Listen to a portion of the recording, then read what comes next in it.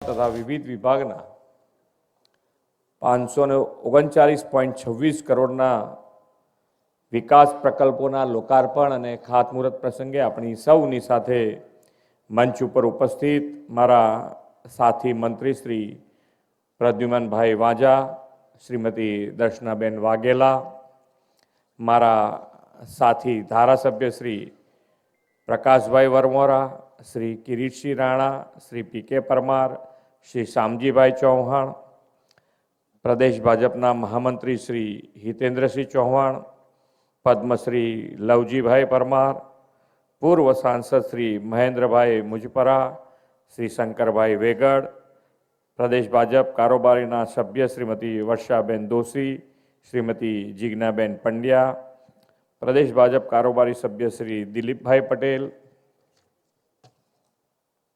પૂર્વ ધારાસભ્ય શ્રી ધનજીભાઈ પટેલ, શ્રી ધનરાજભાઈ કેલ્લા, જમીન વિકાસ બેંકના ચેરમેન શ્રી મંગળસિંહ પરમાર, વઢવાણ તાલુકા પંચાયતના પ્રમુખ શ્રી અંબરભાઈ દેવૈયા, જિલ્લા ભાજપ મહામંત્રી શ્રી જયેશભાઈ પટેલ, શ્રી ધીરુભાઈ સિંઘવ, હાર્દિકભાઈ ટમાલિયા, સુરસાગર ડેરીના પૂર્વ ચેરમેન શ્રી વિહાલભાઈ સભાડ, વઢવાણ શહેર ભાજપ પ્રમુખ શ્રી દેવાંગભાઈ રાવલ, જિલ્લા collector Shri K S. Yagnik, municipal commissioner Shri R M. Jalandhara, આમંત્રિત સર્વે મહાનુભાવો, પ્રેસ મીડિયાના મિત્રો, સૌને મારા નમસ્કાર. ઝાલાવાડની આ ધરતી પર આજે વિકાસ ઉત્સવ ઉજવાઈ રહ્યો છે. આ વિસ્તાર એક સમયે પાણીની તંગી, રોજગારીની મર્યાદિત તકો, ઇન્ફ્રાસ્ટ્રક્ચરના પડકારોનો સામનો કરતો હતો. પણ વિશ્વ નેતા અને યશસ્વી વડાપ્રધાન શ્રી નરેન્દ્રભાઈ મોદીએ આ વિસ્તારની સમૂળગી કાયાપલટ કરી દીધી છે. તેમણે નર્મદાનું પાણી, રોડ ઇન્ફ્રાસ્ટ્રક્ચર, કનેક્ટિવિટી અને ઉદ્યોગોને પ્રોત્સાહન તથા કપાસની ખેતીને વેગ આપીને આ સૂકી ધરતી પર વિકાસનું સિંચન કર્યું છે. વિકાસની રાજનીતિ તેમની એ પરંપરા આગળ ધપાવતા આજે એક જ દિવસમાં એક સાથે 539 કરોડના વિવિધ વિકાસ કામો આ શહેર અને જિલ્લાને આપવાની તક મળી છે. અત્યાર સુધી જે પ્રમાણે વિકાસ અને વિકાસની મર્યાદા, એક નાનો ઉદાહરણ તમને આપું તો કે જ્યારે માન્ય વડાપ્રધાન શ્રીએ શહેરી વિકાસ વર્ષ 2005માં શરૂ કર્યું હતું. અહીંયા ઘણા બધા વડીલો બેઠા છે. એ વખતે જ્યારે 2005માં શરૂ કર્યું ત્યારે એની બજેટ સાઇઝ 585 કરોડ રૂપિયા હતી. શહેરી વિકાસ વર્ષ જ્યારે 2005માં શરૂ કર્યું ત્યારે 585 કરોડ રૂપિયા હતી. અને આજે જ્યારે આપણે ગયા વર્ષે 2025નું વર્ષ શહેરી વિકાસ વર્ષ ઉજવ્યું ત્યારે આપણું બજેટ 30,000 કરોડ રૂપિયા છે. 30,000 કરોડ રૂપિયા. જે કામ તમારે જોઈએ એ કામ તમે આયોજનબદ્ધ રીતે, અત્યારે મહાનગરપાલિકા બની છે તો મહાનગરપાલિકામાં, જિલ્લામાં હોય તો જિલ્લામાં આપના ધારાસભ્ય સાથે બેસીને ક્રમબદ્ધ બનાવો તમે તો મને નથી લાગતું કે તમારે 5 વર્ષમાં, 5 થી 7 વર્ષમાં જોઈતા બધા જ આયોજન પૂરા થઈ જાય એવું કામ છે. આટલું મોટું બજેટ છે, તમારે વાપરવાનું તમારે છે, પણ આયોજન દર વર્ષે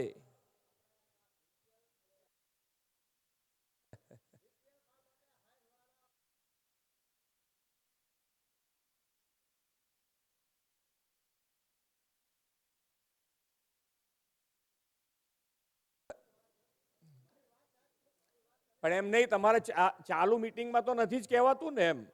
એમ નહીં પડે તો અહીંયા મીટિંગમાં અંદર આવીને બોલી શકાય ભાઈ.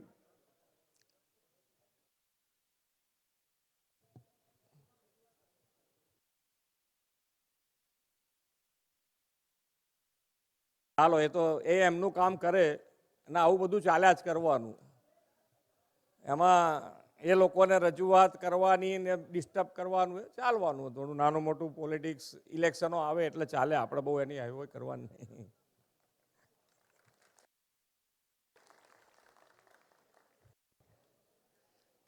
આપણે આપણી વિકાસની રાજનીતિ કરવાની. આપણે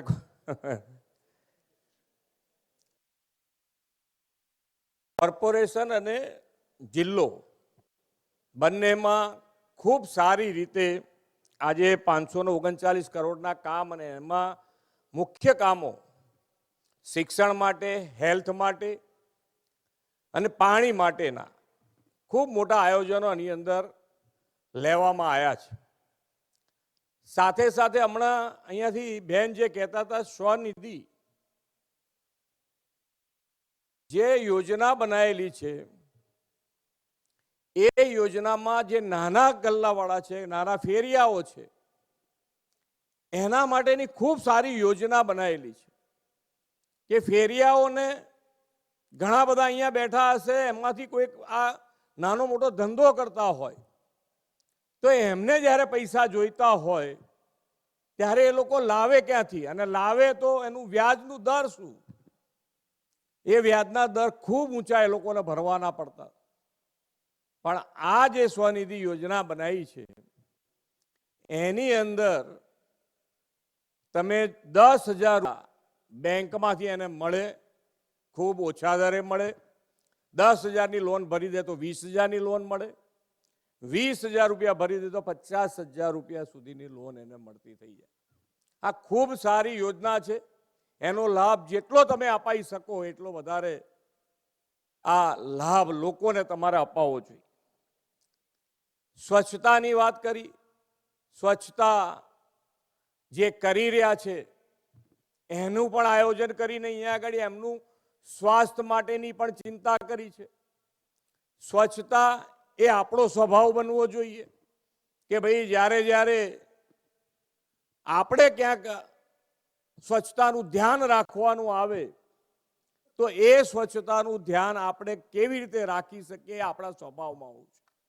ઘણી વખતે આપણે ગાર્ડનમાં બેઠા હોય કે ક્યાંય પણ જાહેર સ્થળ ઉપર બેઠા હોય તો આજુબાજુ આપણે જોઈને આપણો વિચાર કરતા હોય છે સ્વચ્છતા માટે કે ભાઈ આજુબાજુ વાળા ક્યાંક પડીકું મૂકીને જતા રહે નાસ્તો કર્યા પછી, તો આપણે શું કરવાનું? પણ આપણે એની સામું જોયા વગર આપણે શું કરવાનું? આપણે આપણું પડીકું કચરા ડસ્ટબિનમાં નાખીએ તો જ એની અંદર મોટો બદલાવ આવી શકે. કોઈનું જોવાથી આપણને એ બદલાવ ના લાવી શકે. પણ જેટલા તમે સૌનો સાથ, સૌનો વિકાસ, સૌનો વિશ્વાસ, સૌના પ્રયાસ મંત્ર સાથે આપણે આગળ વધતા હોઈએ ત્યારે બધા જો સાથે મળીને કામ કરીએ, સ્વચ્છતા માટેનું કામ પણ જો ધ્યાન રાખીએ, આપણો સ્વભાવ બનાવીએ તો આપણું શહેર જે અત્યારે સ્વચ્છતામાં ધ્યાન રાખી રહ્યું છે એમાં ખૂબ મોટો બદલાવ આવી શકે. આપણને બધાને એની અંદર રસ પડતો થઈ ગયો છે કે ભાઈ ના, સ્વચ્છતા આપણને બધાને ગમતી થઈ છે, પણ છતાંય ક્યાંક આપણે નાની મોટી આપણે જાતે ભૂલો કરી નાખીએ છીએ. અને આની અંદર આપણે સ્વભાવ બનાવીશું તો 100% મને વિશ્વાસ છે કે સ્વચ્છતામાં સુરેન્દ્રનગર ખૂબ સારી રીતે આગળ વધી શકશે. સ્વર્ણિમ સાહેબે 2010માં એક બીજી પણ યોજના બનાવી હતી, સ્વર્ણિમ જયંતિ મુખ્યમંત્રી શહેરી વિકાસ યોજના. એની અંદર પણ ખૂબ મોટું કામ થયું ને પાછલા 1.5 દાયકામાં 66,000 કરોડ રૂપિયા આપણે આપ્યા છે.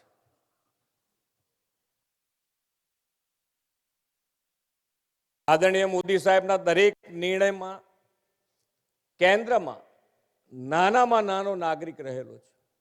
સરકારી જેટલી યોજનાઓ બની છે એ બધી યોજનાઓ તમે જુઓ તો એની અંદર કેન્દ્રમાં જો કોઈ હોય તો એ નાનો માણસ, છેવાડાનો માણસ, અને એ યોજનાઓના લાભ છેક છેવાડા સુધી પહોંચે એના માટેનો પણ માન્ય વડાપ્રધાનશ્રીએ વિચાર કર્યો કે ભાઈ સેચ્યુરેશન પોઈન્ટ એટલે કે છેક 100% જે પણ સરકારી યોજના બની છે એ યોજનાનો લાભ 100% છેવાડાના માનવી સુધી પહોંચવો જોઈએ.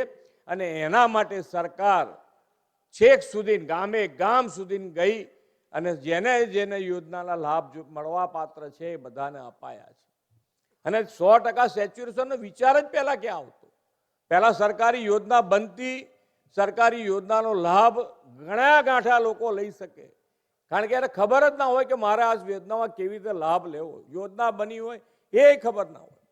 અત્યારે તો બધાને ખબર છે કે યોગથી આયુષ્યમાન સુધીની યોજના તમને બધાને ખબર હોય. આયુષ્યમાન કાર્ડ દરેકના ઘેર, અત્યારે લગભગ દરેકના ઘેર હશે. જે અહીંયા બેઠા હશે, મળવા પાત્ર આયુષ્યમાન કાર્ડ હશે, તો એની પાસે આયુષ્યમાન કાર્ડ હશે. છે કે નહીં આયુષ્યમાન કાર્ડ? કેટલા જણ જોડે છે?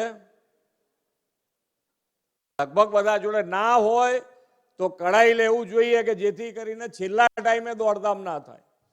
ખૂબ સારી યોજના. આજે જેની પાસે પૈસા ના હોય એને ખ્યાલ હોય કે ભાઈ 1 લાખ રૂપિયા, 2 લાખ રૂપિયા કે 5 લાખ રૂપિયાનો ખર્ચો એકદમ આવી જાય તો એ જાય ક્યાં? આખી જિંદગી વ્યાજના ચક્કરમાં આવી જાય. છોકરાઓને ભણાવવાનું ઘણી વખત બંધ કરી દેવું પડતું હોય છે. મા બાપની સેવા ના થઈ શકે. આ પૈસા આ કાર્ડથી અત્યારે જે છોકરાઓને મા બાપની સેવા કરવી હોય એ લોકો ઉત્સાહથી કરાવી શકે છે. અને માનનીય વડાપ્રધાનશ્રીએ તો એનાથી પણ એક આગળ ડગલું ભર્યું છે. જેની પાસે પૈસા છે એને પણ કોઈ ચિંતા ના રહે એના માટે 70 વર્ષથી ઉપરના દરેક વૃદ્ધ માટે